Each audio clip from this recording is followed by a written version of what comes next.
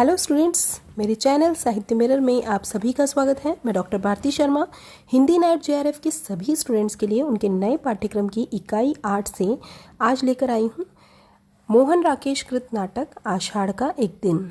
मोहन राकेश के पिछले वीडियो में हमने आधे अधूरे नाटक को पढ़ा। आधे अधूरे नाटक के साथ ही हम मोहन राकेश के दूसरे नाटक आषाढ़ का एक दिन को पढ़ेंगे। यानी आपके पाठ्यक्रम में 2 नाटक दिए गए हैं, तो आषाढ़ के एक दिन इस नाटक के वीडियो लेक्चर को शुरू करते हैं। ये रंगमंच की दृष्टि से भी महत्वपूर्ण है, तो इसके महत्वपूर्ण तथ्यों को भी हमें जान लेना आवश्यक है।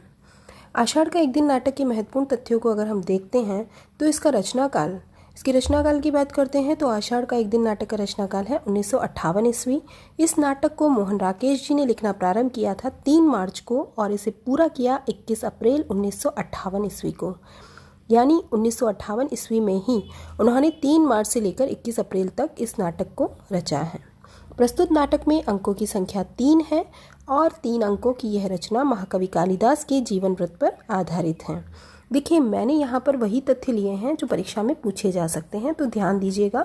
इस नाटक में दृश्यों की संख्या भी 3 ही है, अंक 3 और दृश्य भी 3 ही है। और सन 1958 में संगीत नाटक अकादमी द्वारा मोहन राकेश के आषाढ़ का एक दिन नाटक को प्रथम संगीत नाटक अकादमी पुरस्कार मिला था। प्रथम संगीत नाटक अकादमी पुरस्कार मिला इन्हें 1958 में और संगीत नाटक अकादमी द्वारा मिला था। ये भी आपके लिए जानना ज़रूरी था। इसके साथ ही अगर हम देखते हैं तो मोहन राकेश के प्रकाशित नाटक 3 हैं, आधे अधूरे, आषाढ़ का एक दिन और लहरों के राजहंस। और तीनों ही बहुत प्रसिद्धि पर पहुँचे हैं क्योंकि तीनों का रंगमंच की दृष्टि से भी ये नाटक जो है, नाट्यकृतियाँ जो तीनों हैं वो रंगमंच पर भी करी जा चुकी हैं, प्रस्तुत की जा चुकी हैं। और यहाँ देखिए, आषाढ़ का एक दिन नाटक जो है वो इनकी प्रथम नाट्यकृति है, तो आप ध्यान दीजिएगा, प्रथम नाट्यकृति है आषाढ़ का एक दिन। आधे अधूरे जो नाटक हैं वो भी हम पढ़ चुके हैं और लहरों के राजहंस भी एक प्रसिद्ध कृति है, लेकिन आपके कोर्स में 2 नाटक हैं। हम बात करते हैं इन तीनों नाटकों की, तो तीनों ही नाटकों का अंगिरस विप्रलभ श्रृंगार है और मूल स्वर अगर बात करते हैं तो कारुण्य का है। इन तीनों नाटकों में अंगिरस विप्रलभ श्रृंगार है और आषाढ़ का एक दिन नाटक की कथा जो है वो शुरू से लेकर अंत तक नायिका मल्लिका के चरित्र के इर्द गिर्द ही घूमती हैं। यानी मल्लिका का चरित्र इसमें पूरी तरह से उजागर होता है। इस आधुनिक भारतीय नाटक की उत्तरी अमेरिका में पहली प्रस्तुति हुई थी। ये प्रोफेसर जॉर्ज सेंट जूलियन कहते हैं ऐसा। एक पंक्ति कहीं से मुझे समीक्षा जब इसके पढ़ते हैं हम अलग अलग जगह से, तो समीक्षात्मक जब दृष्टिकोण से हम जब इस नाटक को देखते हैं तो कई सारे तथ्य निकलकर सामने आते हैं और वहीं से आपकी परीक्षा में प्रश्न पूछे जाते हैं। तो इसीलिए मैंने यहाँ पर कुछ पंक्तियाँ ऐसी भी दी हैं। इस आधुनिक भारतीय नाटक की उत्तरी अमेरिका में पहली प्रस्तुति हुई थी, ये प्रोफेसर जॉर्ज सेंट जूलियन ने कहा है। इसके साथ ही इस नाटक में मल्लिका के माध्यम से स्त्री समस्या की अभिव्यक्ति हुई है। स्त्री की समस्या, जो बहुत सारी समस्याएं हैं उनमें से एक समस्या यहाँ पर भी उजागर हुई है। क्या हुई है आगे हम जानेंगे। राजर्षि पाकर साहित्यकार की प्रतिभा कुंठित हो जाती है, जैसा कि कालिदास के साथ हुआ, और उसकी सर्जना शक्ति के क्षय को भी यहाँ पर प्रकाशित किया गया है। यानी यहाँ पर इस नाटक में एक कालिदास जो है वो एक साहित्यकार है और उसकी प्रतिभा किस तरह से कुंठित हो जाती है, कैसे उसकी सृजना शक्ति का क्षय होता है, क्या कारण होते हैं, ये सभी इस नाटक में पूरी तरह से हमें बताए गए हैं, जो आज की दृष्टि से भी प्रासंगिक है। हम बात करते हैं आषाढ़ का एक दिन के कथ्य की, यानी यहाँ पर हम बात कर रहे हैं उस कथानक की बात कर रहे हैं। ये जो नाटक है इसमें दिया क्या गया है, तो देखिए, ये मूलतः ये नाटक जो है कालिदास के प्रसिद्ध होने से पहले प्रेयसी मल्लिका का नाटक है। एक तरह से देखा जाए तो एक सीधी सादी समर्पित लड़की है और एक कवि से प्रेम ही नहीं करती बल्कि उसे महान होते हुए भी देखना चाहती हैं कालिदास को। और मल्लिका के लिए कालिदास उसके संपूर्ण व्यक्तित्व के, उसके जीवन के, या अपन कह सकते हैं कि उसके जीवन में 7 एकाकार एक स्वप्न की भांति है कालिदास के लिए मल्लिका उसके प्रेरणादायक परिवेश का एक बहुत जीवंत तत्व मात्र है। और यही दोनों की एक दूसरे के प्रति जो प्रेम भावना है, इस प्रेम भावना को लेकर मोहन राकेश ने ये नाटक रचा है। कालिदास महान अवश्य बनता है पर मल्लिका इसका मूल्य सर्वस्व समर्पण कर चुकाती है। अंत में कालिदास उसे केवल अपनी सहानुभूति ही दे पाता है, क्योंकि ऐसा कुछ हो जाता है दोनों के जीवन में और उसे चुपके से छोड़कर चले जाने के अतिरिक्त उससे कुछ नहीं बन पड़ता है। मतलब ये जो नाटक लिखा गया है, ये कह सकते हैं कि आज का आदमी यानी कालिदास यदि आज के आदमी का स्वार्थग्रस्त व्यक्ति कह सकते हैं उसे कि जो स्वार्थ से ग्रस्त है, तो मल्लिका प्रेम की एक निष्ठता और सहज समर्पण की शाश्वत मिसाल कह सकते हैं, शाश्वत प्रतिमा कह सकते हैं। मल्लिका का प्रेम एकनिष्ठ है, प्रिय कालिदास के प्रति पूर्णतः समर्पित है और भावना के वर्ण की गहराई लिए हुए हैं। जबकि कालिदास का प्रेम क्या है? दायित्वहीन है। यानी प्रेम का ऐसा उदाहरण है जहाँ पर उदात्त मूल्यों से च्युत आधुनिक प्रेम है।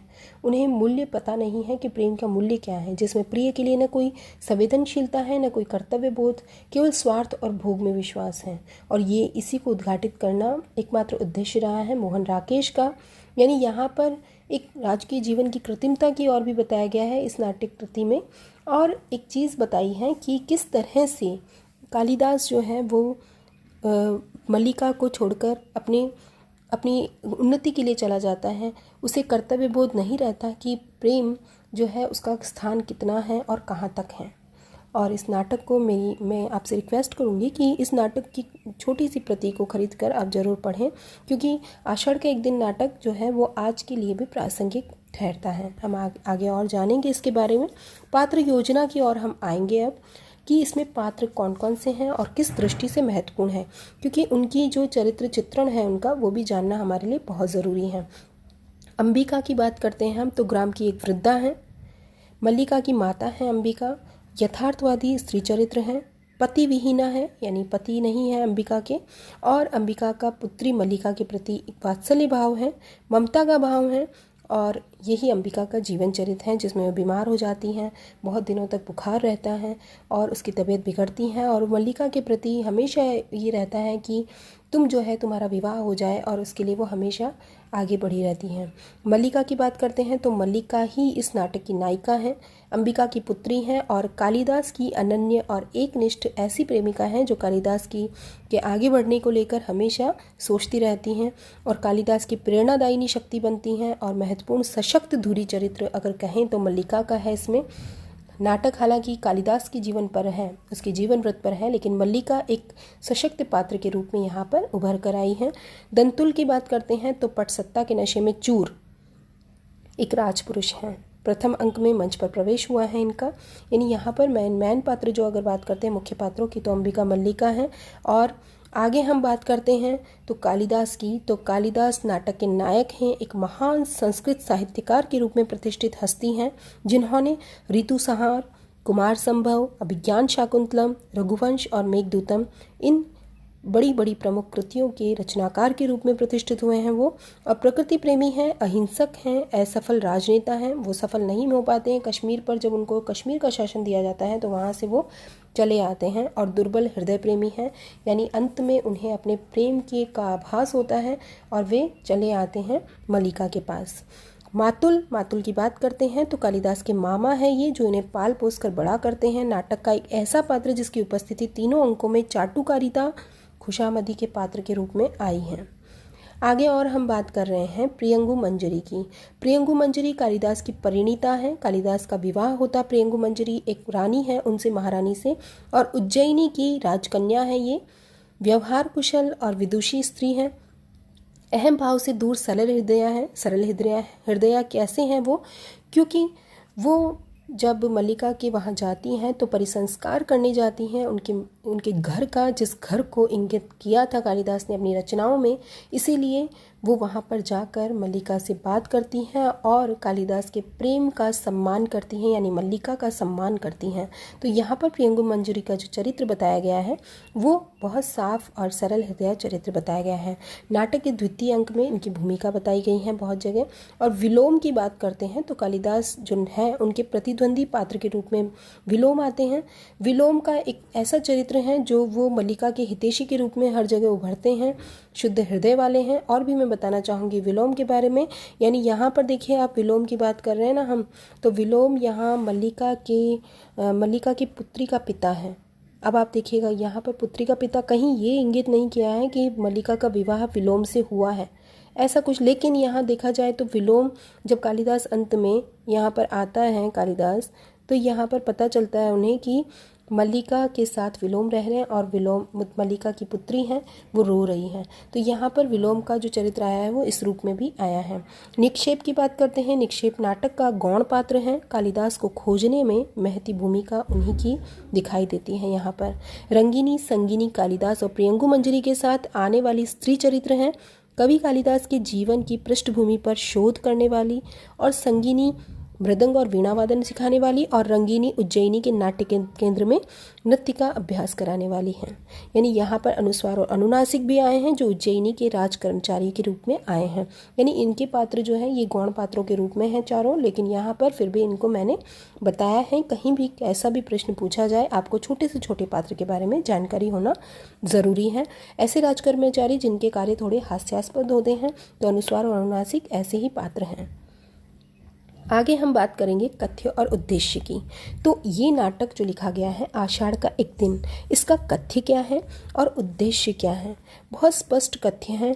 आषाढ़ का एक दिन नाटक में मोहन राकेश ने कालिदास के माध्यम से एक सृजनशील कलाकार के अंतर्द्वंद टूटन की अभिव्यक्ति के साथ साथ यह भी दर्शाया है कि राजाश्रय किस प्रकार साहित्यकार की सृजनशीलता को कुचल और तोड़ मरोड़ कर रख देता है।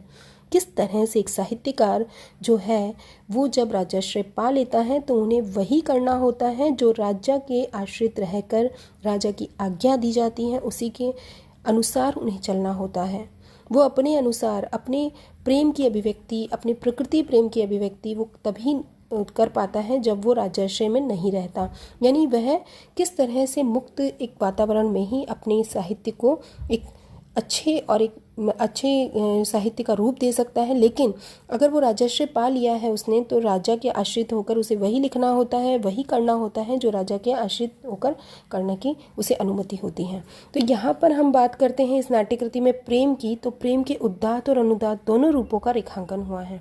उदात्त रूप में किस तरह से प्रियंगु मंजरी का प्रेम है कालिदास के प्रति, और अनुदात्त रूप में किस तरह से मल्लिका का कालिदास के प्रति है। अनुदात्त और उदात्त दोनों प्रेम की अभिव्यक्ति हुई हैं, क्योंकि कालिदास जब मल्लिका के पास जाता है तब कालिदास के प्रेम की अभिव्यक्ति भी अनुदात्त और उदात्त रूप में होती हैं। तो दोनों रूपों का रेखांकन यहाँ पर हमें दिखाई देता है। पुरुष की अहम वृत्ति के शिकार स्त्री की दयनीय दशा का उद्घाटन भी करना आषाढ़ का एक दिन नाटक में नाटककार का उद्देश्य रहा है। कैसे पुरुष अहम उसके अंदर आ जाता है जब वो राजाश्रय पा लेता है, तो स्त्री और कैसे दयनीय दशा हो जाती है मल्लिका की, वो भी यहाँ पर बताया है। इस नाटक में प्रेम में पड़ी मल्लिका का दुख, उसकी पीड़ा, उसकी विवशता, घुटन और रुदन की कहानी जो है वो है आषाढ़ का एक दिन। यहाँ पर वह सर्वस्व समर्पण करती हैं। वो कई सालों तक, कई वर्षों तक कालिदास की उन ग्रंथों को पढ़ती हैं, उन रचनाओं को पढ़ती हैं कि महाकवि बन गए हैं कालिदास, और उसे संतुष्टि मिल जाती है कि उसका प्रेम जो है वो आज कहाँ तक पहुँच गया है। उसे उनकी तरक्की देखकर खुशी होती है क्योंकि वो प्रेम करती हैं कालिदास से। और यही यहाँ पर अभिव्यक्ति हुई कि प्रेम में पड़ी मल्लिका का दुख क्या है, उसकी पीड़ा क्या है, उसकी विवशता क्या है, उसके घुटन क्या है, उसकी रुदन की जो कहानी है वही है आषाढ़ का एक दिन। कालिदास का प्रेम पलायनवादी और दायित्वहीन है। वो किस तरह से वहाँ से चले जाते हैं मल्लिका को छोड़कर, और फिर उसके बाद उसकी सुध-बुध भी नहीं लेते हैं। तो नाटक का मुख्य विषय स्त्री पुरुष प्रेम संबंध है, और यहीं पर नाटक को मोहन राकेश ने अंत किया है। यहीं पर जहाँ पर कालिदास जो है वो वहाँ से छोड़कर मल्लिका को चले जाते हैं, जो मिलने आते हैं तब देखते हैं कि जो मल्लिका है उसकी पुत्री वहाँ उनके साथ हैं, और मल्लिका अपने हाथों में, अपनी बाहों में अपनी पुत्री को लेकर रो पड़ती हैं, और वहीं पर इस कहानी का अंत हो जाता है, इस नाटक का अंत हो जाता है। यानी कालिदास की जीवन वृत्त के साथ साथ कुछ समस्याओं को, एक साहित्यकार की समस्याओं को भी उभारने की कोशिश यहाँ पर मोहन राकेश ने की है। तो मैं उम्मीद करती हूँ कि इस नाटक के बारे में आपको बहुत कुछ समझ आया होगा मेरे इस वीडियो लेक्चर से, और साथ ही कुछ ऐसे महत्वपूर्ण तथ्य आपको समझ आए होंगे जो आपकी परीक्षा की दृष्टि से आपके काम आ सकते हैं। तो अगर मेरे वीडियो को आपको पसंद आया है तो ही इसे लाइक, शेयर और सब्सक्राइब करें, और बेल आइकन प्रेस करें ताकि मेरे आने वाले सभी वीडियो के नोटिफिकेशंस आपको समय समय पर मिलते रहें। वीडियो को अंत तक देखने के लिए आपका बहुत बहुत धन्यवाद।